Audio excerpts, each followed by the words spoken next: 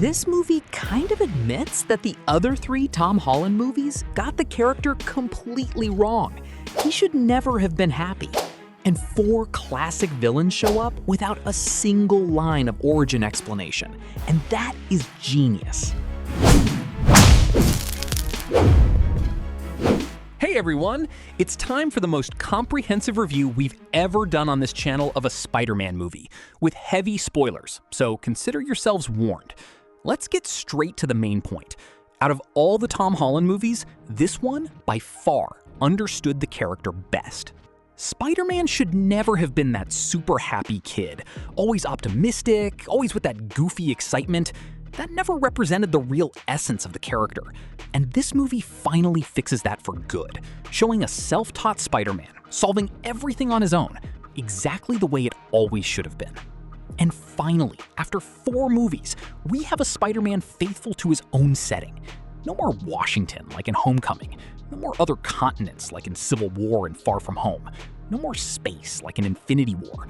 No more crazy multiversal plots like in No Way Home. Now it's hardcore New York. Rooftops, alleys, the real day-to-day world of heroes and villains in this city, with Peter dealing with the most mundane struggles possible. It's the total essence of the character, and it's only the beginning of what this movie gets right. Pay close attention to this, because it's one of the smartest decisions I've ever seen in a superhero movie. The film brings in several classic Spider-Man villains with comic-accurate looks, like Scorpion, Tombstone, Boomerang, and Tarantula. And a lot of people are just brushing this off as a classic cover reference, without realizing what's really going on there. Because it's not just a cute reference, it's a way to organically establish Spider-Man's rogues gallery in the movies, exactly the way the comics always did, without needing any explanation. Remember the previous movies? Every villain came with that fully explained origin. Enhanced strength, equipment, scientific powers. It was like that with Doc Ock, Sandman, Lizard, Electro, Vulture, Mysterio, everybody. And there's even that conversation between the 3 Peters in No Way Home, making it clear that they never fought common thugs, only these elevated villains with grandiose origins.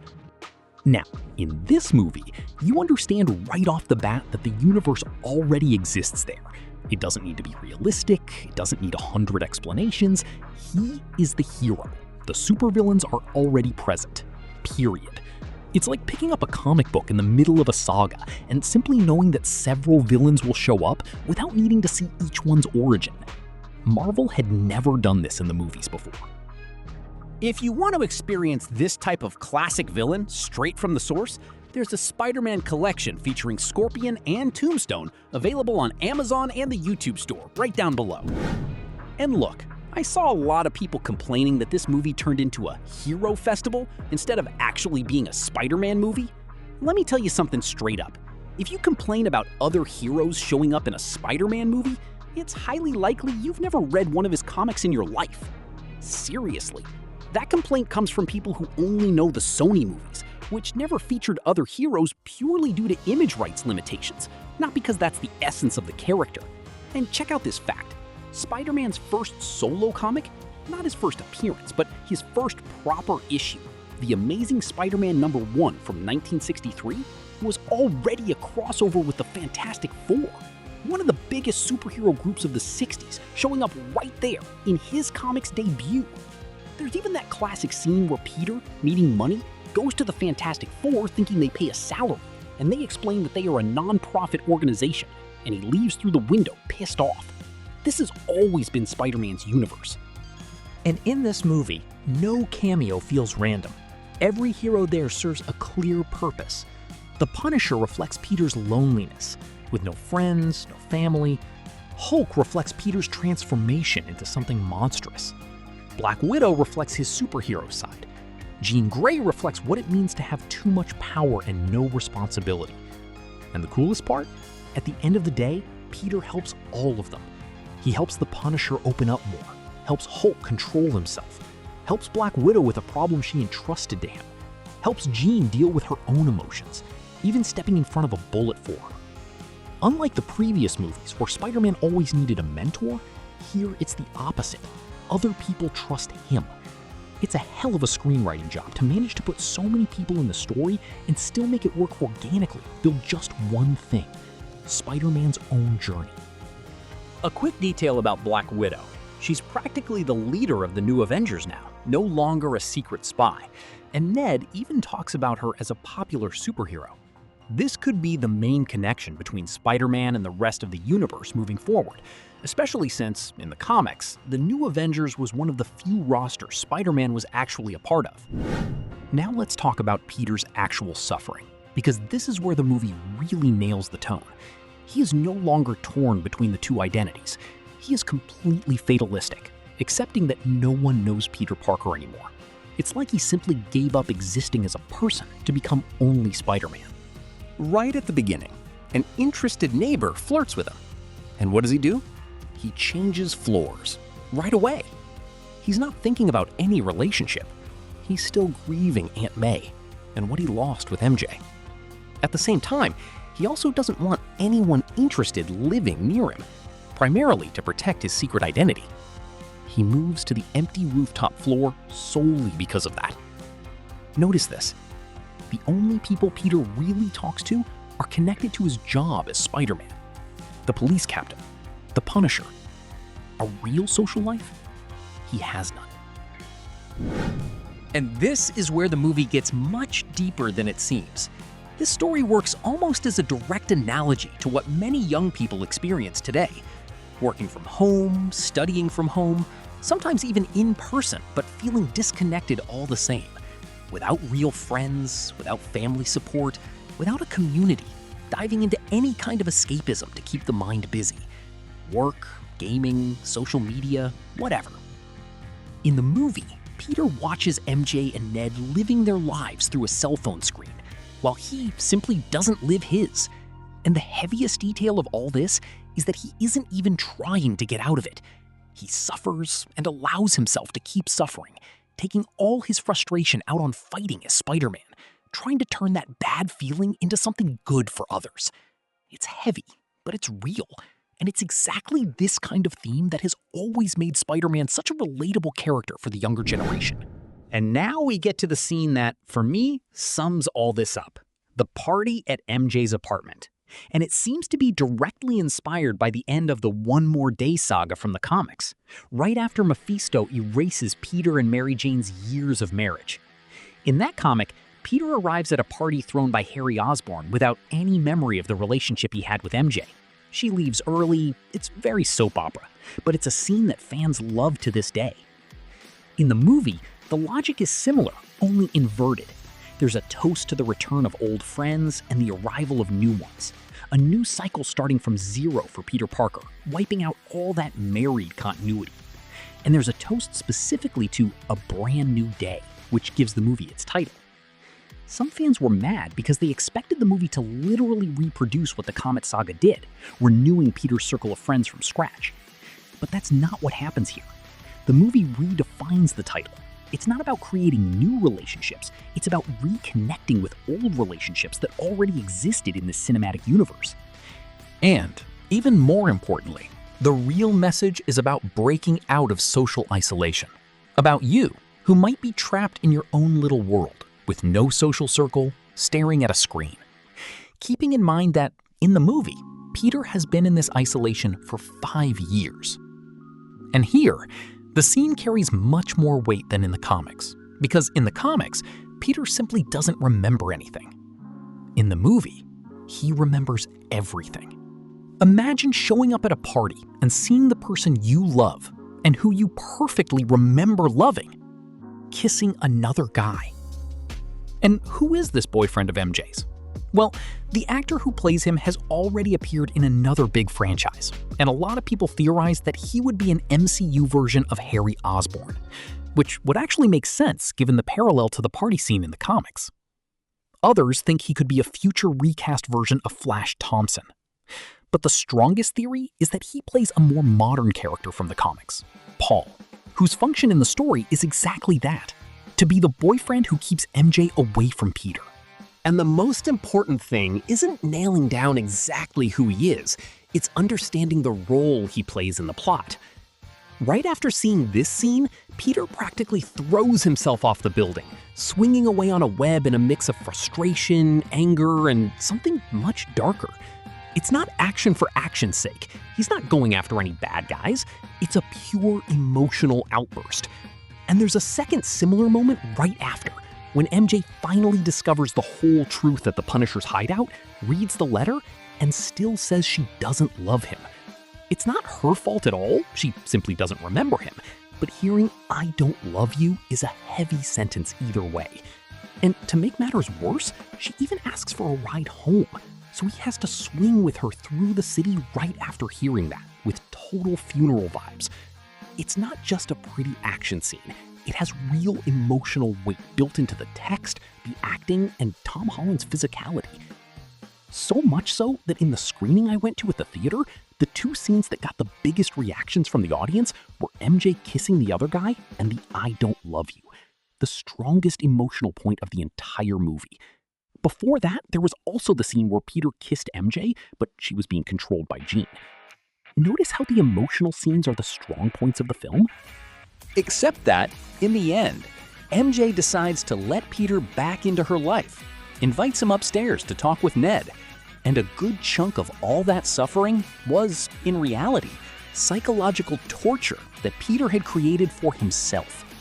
The situation was complicated, yes, but he had also never tried to fix anything out of fear of messing up his friends' new lives. And this reminded me a lot of a classic story from the comics, where Peter thinks he's going to spend Christmas alone because of a misunderstanding. He thinks Mary Jane has other plans, that Aunt May has other plans, and he hangs up the phone quickly before Aunt May can even invite him. And then comes that iconic scene. He pours a soda for himself, and another for his own Spider-Man suit, which is hanging right there, and talks to the suit as if it were actual company, saying that he can only count on it, that Spider-Man never abandons him, because Spider-Man is himself. He wishes himself a Merry Christmas. It's sad and funny at the same time. Except in the end, he finds the invitation note and spends Christmas with Aunt May and MJ anyway. The solution was always there. He just hadn't reached out. The scene perfectly sums up the Peter Parker of Brand New Day as well. A deeply neurotic guy who gets lost in thought, sinks into romantic and platonic frustration, but doesn't want to bother anyone, and finds comfort in being Spider-Man instead of fixing his actual social life.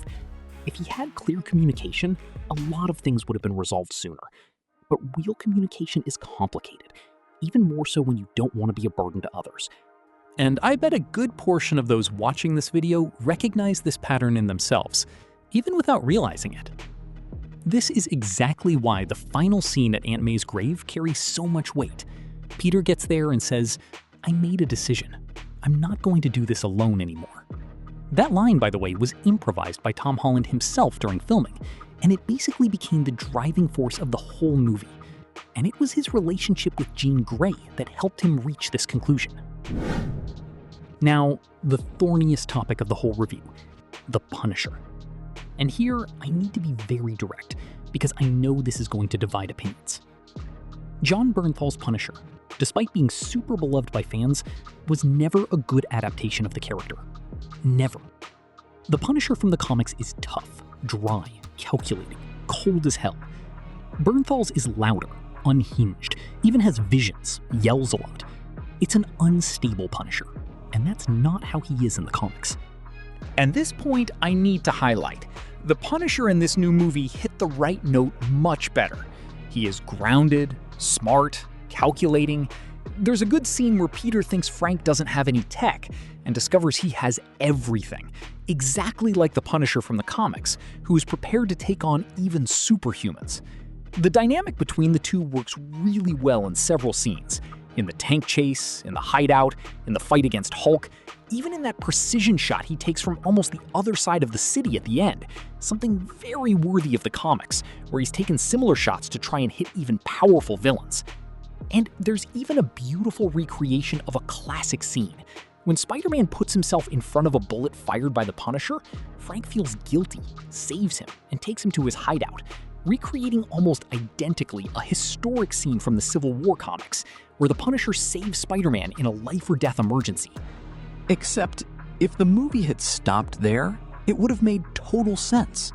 The problem is that Frank stays there, taking care of Peter's recovery in the hospital with an emotional speech, almost smiling, almost crying, and that just doesn't fit the character at all. Do you know how many times the Punisher smiled in the comics? Very few. And always because he was about to kill bad guys or found a new gun to kill even more bad guys. He isn't like that. He is practically a calculated sociopath. And it's not me who decides that. It's how the character has always been written. And the most ironic part, in the exact same comic that probably inspired the scene of Frank carrying Spider-Man in his arms, there's a scene right after where Luke Cage hugs Peter, asks how he's feeling, and says it's a good vibe having Spider-Man on their side. And what does the Punisher say watching this affectionate and normal conversation between the two? Something like, "Don't you guys want to get a room just for the two of you?" Openly mocking their affection. In other words, the very source material that inspired the rescue scene also shows a Punisher completely uncomfortable with this kind of affection, vastly different from the emotional father figure we see at the end of this movie. And to make the inconsistency worse, the Punisher special on Disney Plus, released less than a month ago, shows him even more unhinged. So within the exact same period, the MCU has two completely opposite versions of Frank Castle, an even crazier one in the special, and a super normal and paternal version in this movie. That was just weird. Honestly, I would have preferred a different ending. A group of doctors and nurses agreeing to never reveal his secret identity, like that iconic train scene in Tobey Maguire's Spider-Man 2 when they hand his mask back to him. Then maybe one of the doctors could put the mask on and stand at the window, letting Peter leave and see how much the people really love the friendly neighborhood Spider-Man. It would have been 1,000 times better in my opinion, and it would have spared the Punisher from this weird characterization at the end. Because let's face it, the Punisher is practically a villain. In the comics, he has literally used the unconscious body of Spider-Man as a human shield. That's the kind of character he truly is. If you want to understand the real Punisher, straight from the source, there's a classic collection of his available on Amazon and the YouTube store. I'll leave the link down below. Speaking of a character who made a good comeback, Hulk deserves a huge spotlight here. This was, without exaggeration, the best appearance of Bruce Banner in years, maybe since the first Avengers. He now teaches as a professor at the same university where Peter Parker graduates in science in the comics, except the movie makes it very clear that Peter can't even attend any university anymore, because the identity of Peter Parker simply doesn't officially exist. A great open hook for future movies. One of the students in his class is Cindy Moon, the heroine Silk, bitten by the same radioactive spider that bit Peter. A very quick Easter egg, but a fun one to catch. Bruce is using a device to help control his own transformation, and that was exactly the kind of help Peter was looking for, wanting to suppress his own mutation. He manages to, except accidentally he ends up creating a device that can neutralize mutant powers, and Damage Control has already gotten their hands on this project to reverse engineer it. Think about this. Peter Parker could literally become indirectly responsible for creating the technology used to repress mutants in the future of the MCU. Bruce himself warns about this risk in the movie. It's a hell of a question of perspective. What Peter identified as something bad to suppress is, to the mutants, their very identity as a species.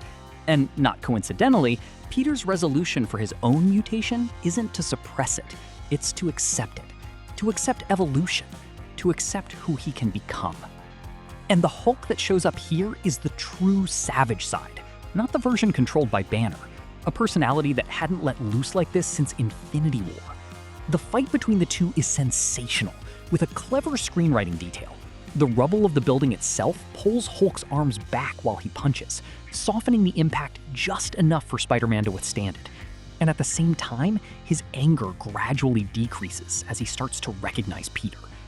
Even when everyone forgot who Spider-Man was because of the spell, Banner forgot, but Hulk, deep down, never forgot. And riding on the hook of mutation, the transformation into a spider in this movie works as a clear metaphor for the transition from adolescence into adulthood, getting more and more out of control, more isolated, more aggressive, while also getting stronger. It's basically, with great power comes great responsibility, being reframed in a new way, and it connects directly to the presence of Hulk and Jean Grey in the plot. But the movie ends with this arc left open, and it's not the first time Spider-Man goes through a similar transformation in the comics. The most likely inspiration here seems to be the classic arc by Paul Jenkins, the one with his eyes turning black, his body transforming, the mutation accelerating until he becomes a real giant spider, only to revert to normal later, but with organic webbing and enhanced permanent senses. It matches perfectly with what was planted in this movie.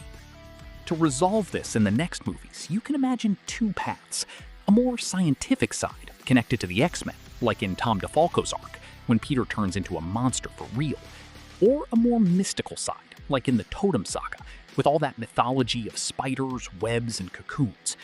Actually, they could have gone deeper into this in this very movie, because in the classic 90s animated series, there is an entire episode where Peter goes through a similar transformation. The Punisher hunts him down, and he ends up asking the X-Men for help because of it. It's very likely they are saving this full arc for a future movie. And look, this Peter Parker really shouldn't have been that excited, goofy kid we saw in the previous movies. He should be a guy with real problems, a bit of a complainer, self-deprecating all the time. Like, only I get screwed over. Nobody helps me. Everything goes wrong for me. That is the real essence of the character. Anyone who grew up watching the 90s cartoon knows exactly what I'm talking about, because every episode closed with a heavy emotional lesson, and it worked really well. And even without the thought bubbles that the comics use, you can feel this neurotic side of Peter in Tom Holland's own acting, in his nervous, anxious, almost paranoid demeanor regarding his secret identity, to the point of switching apartments because of a neighbor, or walking masked even into a bathhouse. This is the real Peter Parker. That guy always lost in emotional dilemmas, always overthinking. There's even a great comparison in the animation with an arc, where Peter's mutation advances and he seeks help from the X-Men. Professor Xavier tells him that he doesn't cure anyone, he just helps people accept themselves and control their own powers. And that is the essence of Spider-Man summed up in one sentence. He saves everyone, but when he needs help, he feels completely alone. A cycle of internal suffering that never lets go of him. It's even worth remembering the historical context of this. Marvel in the 60s innovated precisely with Peter Parker for being a character that reflected the real dilemmas of a real kid.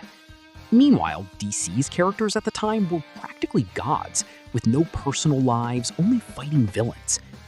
Peter has always lived torn between emotional drama and his own social problems, and that is exactly why he still works so well almost 70 years later.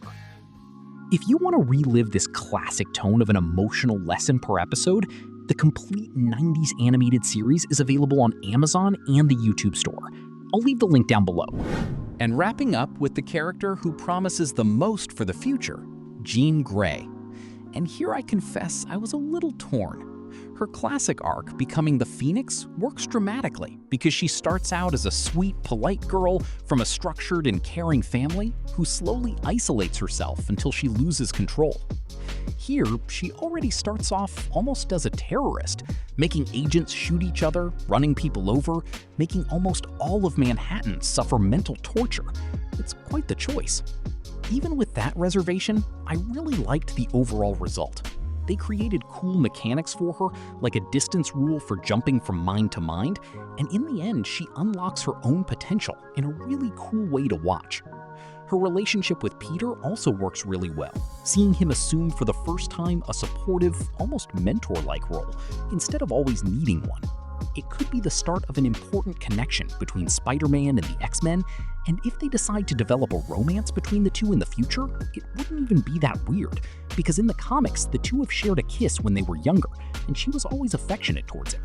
Certainly less weird than that triangle with Wolverine that nobody asked for. And there was an addition I really didn't expect. Sarah Gray, her sister, who in the comics was always a background character, almost never developed in decades of history. It worked well for this movie specifically, but it's still too early to tell how these changes will reverberate into future X-Men movies.